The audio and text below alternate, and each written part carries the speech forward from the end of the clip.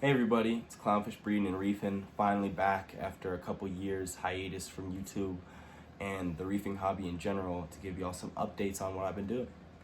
So pretty much, long story short, the reason I stopped posting to YouTube and took a break from reefing for a little bit and the saltwater hobby in general was just like personal life stuff. I was like newly diagnosed type 1 diabetic at the time, and high school was a lot, and so I just took a break from it. And it was also related to like me not being able to spend as much money on the tanks as I felt like I needed to, so that they would be like self-sustaining enough where I could do other stuff and not worry about like my tanks crashing or going out of town and having stuff die. So that was just, I felt like I wasn't doing the animals justice because of that. So I took a break from it until I could sort of get like my real dream set up and do it like how I feel is the right way.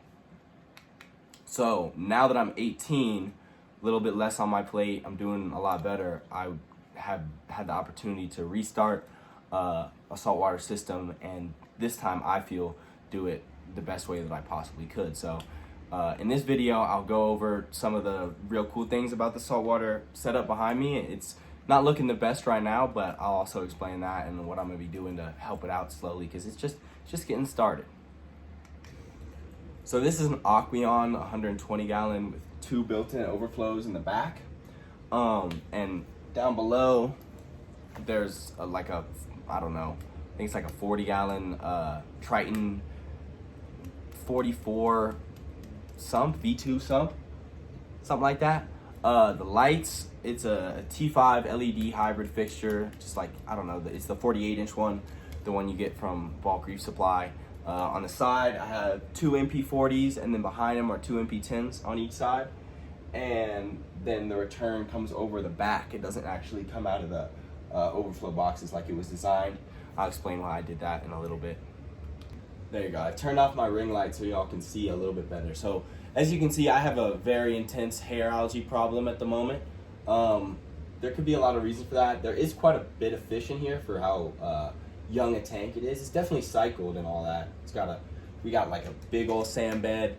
I got a reason for that. I'll tell you all in a second as well. But currently the normal fish in here, I have 2 chalk bass. I think the scientific name on these guys is Serenus tortugarum, I believe. Not a like super common fish that you see, but I think they're really cool. I got them when they were super small. They're pretty big now. I got a cross species pair of clowns up top up here. The female, the big one, is just like a really nice Picasso Percula, and the male is a Black Storm.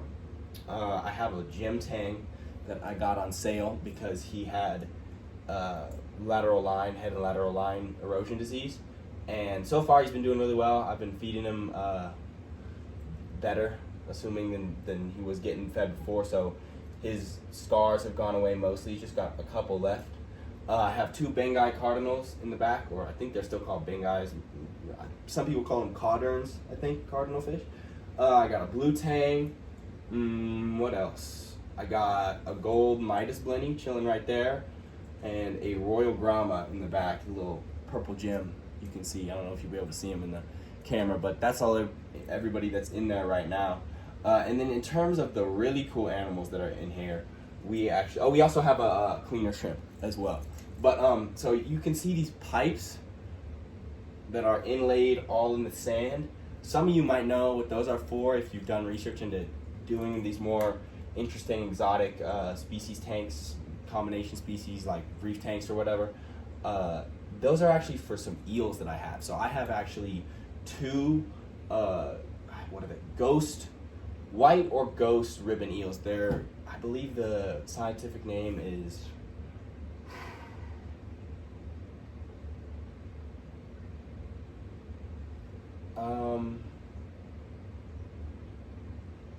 I forget it. But they're closely related to the blue ribbon eels that you see that are super difficult to keep in captivity. I've tried that. They just don't really. They're just too much of a pain to keep. Like once you get them eating, if anything happens and the tank gets stressed out, they just stop and they just don't make it. So, but yeah, I do have 2 white ghost ribbon eels that I've had in here for a while, and you'd mostly be thinking like, how can you keep morays in there? Aren't they gonna just eat your little fish like the cardinals and stuff? No, the cardinals are just big enough because I had them in quarantine for like 6 months or something, just chilling, just getting fat. They're actually big enough to the point where they don't get eaten. Nobody's gotten eaten by the ribbon eels, and they're pretty amazing, to be honest. They're not actually out right now, as you can see, but normally when they're hungry, at least I can see one's head in one of the pipes, but normally they'll be sticking their heads out. And I'll put some video after this of me feeding them and playing with them too, because I have taught them to feed by hand. They are pretty fantastic about, like, when I stick my hand in there, they'll come out, and it's a little bit worrisome. I was a little bit worried that they would bite me when they first started doing it, but no, they come out and they just expect food, so you can just grab them and play with them, and they're amazing. So I have those two guys in there, and so that's why I have the pipes for them to feel all comfortable and have some places to chill out. And then I also have, he's not out right now either, but I do have a spotted garden eel in here too. I have one right now, and I'm planning on getting a couple more because they seem to do fine with this depth of sand. They're supposed to have like 4 to 6 inches. There's some places in here that are 4, some that are 5, so they'll be fine. They'll find a spot where they can burrow and have a nice hole. But they're really cool. Once they get like used to the other reef animals, they'll be coming out and grabbing little pieces of food out of the water column constantly. They're just a cool animal to watch. So for the LEDs up here, I have 2 XR15 Radeon XR15 blues, I believe. Yeah, and that's just set to the AB plus. I don't know what percentage on. I don't really have any corals in here yet, so I'm not too worried about that. As you can see, the hair algae is a big problem for me right now. Now, if we want to just... Now I just want to show you all the sump real quick. So over here we got a refugium section with some pod hotels. I don't run filter socks yet. I probably will eventually. But yeah, just refugium section, some pod hotels, getting lit up with some white lighting, some white LEDs from underneath, and then the AI Prime Fuge hits it with light from above. I run it like on a reverse cycle to the lights above so that the pH is balanced with the photosynthesis in there. And then I got a big old Regal 250 internal deluxe, I think it's like a deluxe or like something skimmer. It's got a DC pump and a float switch. It's pretty nice. I've been enjoying it. And then I got the Ecotech Marine return pump, the medium one. It's like an M2. I forget the actual name of it.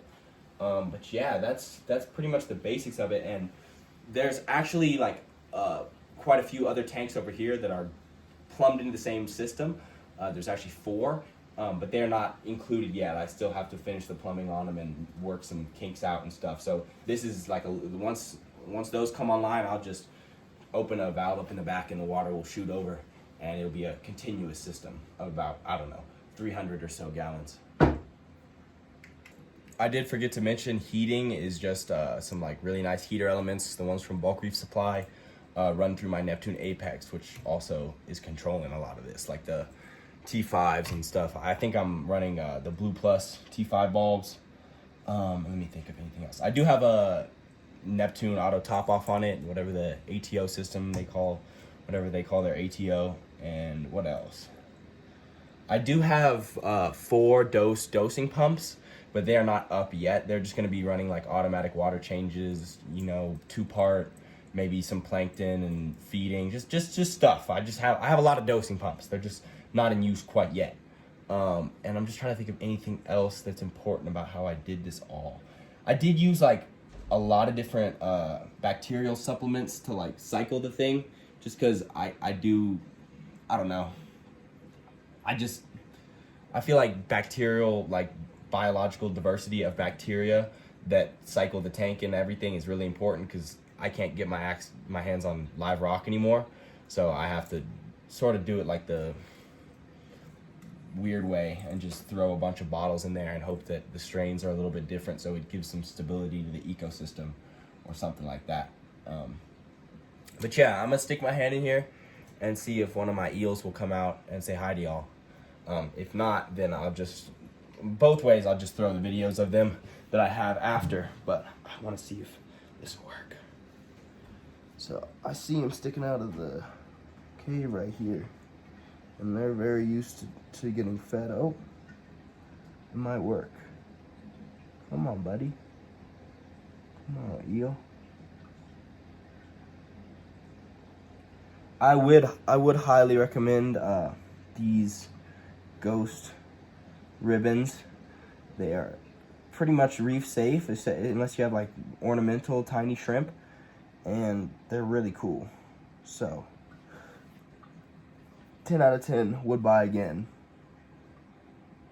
I don't know if you can see him, just his head poking out of right there. Yeah, you can sort of see him on the camera, just a little bit poking out. He's getting curious because he knows that there's a chance if my hands out. A lot of times when I'm playing with one, trying to get it to come out. Oh yeah, there's the other one. That's what I thought. That's what happens. So the other one is back here, a little bit out of the camera view, but he is also coming out because both think that they're about to get some food. Come on, let's try one more time. If he doesn't come out now, we'll call it a day. Come on. Come on. Yeah. There he is. Yeah, you see him? There he is. Yes, sir. There he is. Hi, buddy. Yes. Good boy. I think of them as little water dogs. Little water snake dogs. Come on. He's still. Come on. I gotta get him out enough so I can grab him. So, come on. Come on.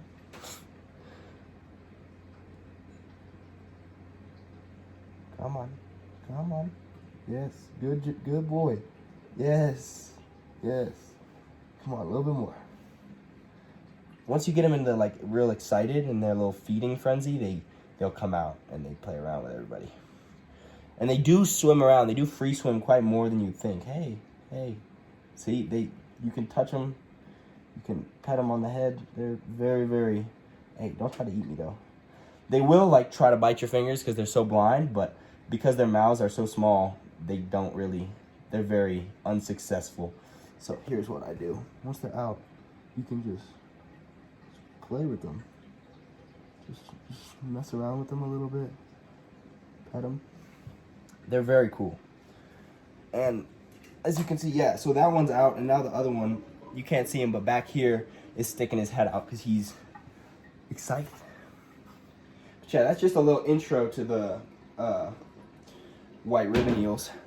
And I will put in some video right after this of me really playing with them and feeding them too. Oh, you can see he's still out. He's all hungry now.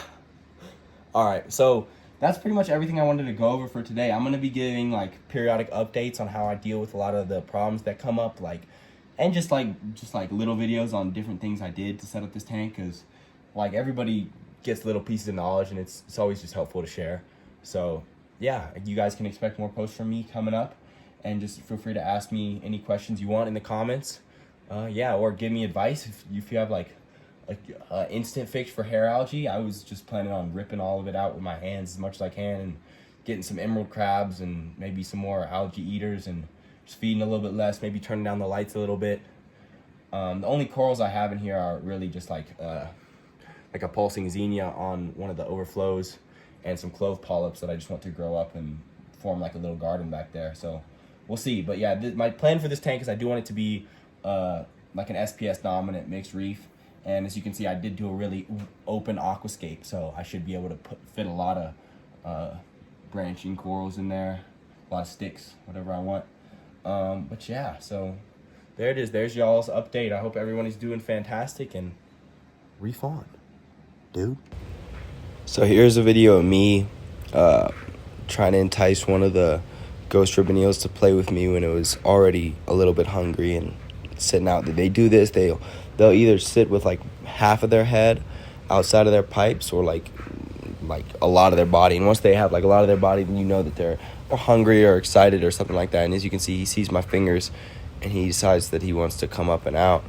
And then from there, I just sort of grab them as they swim. They're really beautiful swimmers, and I don't grab them hard at all. I'm just enough to hold them in my hand and let them swim through.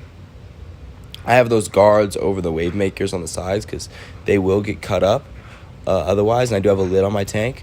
They are very, very hardy fish. I've seen them get injuries, wounds from fighting each other, and I assume just from fighting each other, because I've only seen that be a problem with them, is they do occasionally, very occasionally, have a fight. But I've seen them get injuries and stuff, and it all seems to heal in about a week. They're kind of crazy how resilient they are. Most of the information I've heard is they really won't die unless they jump out the tank, and even then you have about 8 hours to put them back in, and they might still survive. So as you can see here, I'm just holding them, and they do sometimes get annoyed and back off, but they never really try to bite you out of like self-defense or anything like that. And it's actually very interesting. They do feel silky, very silky, like a ribbon, like just like the name implies. They don't feel slimy at all, and no slime is left on your hands after you do this. So yeah, they're very cool. They're very hard to find though. Like I'd be hard pressed to find this many of them again. I bought them from Live Aquaria from the Divers Den when I saw them up this last year, and I only think there was probably about 4 up the whole year. They're not too expensive. They're only about like, I don't know, 120, 130, which is not too bad for an eel, especially one as rare as these guys are. But yeah, they live quite a while. You can see there I'm feeding one by hand, but yeah, that's the ghost ribbons. This is me sneaking up on my garden eel when I saw them out the same day I was filming my video.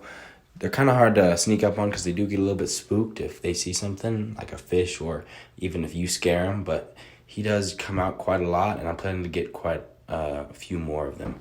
So they'll be happier in a group, I think. Maybe 4 of them would be a good number for this tank. I'm thinking 2 of the spotteds and then 2 of the striped splendid garden eels.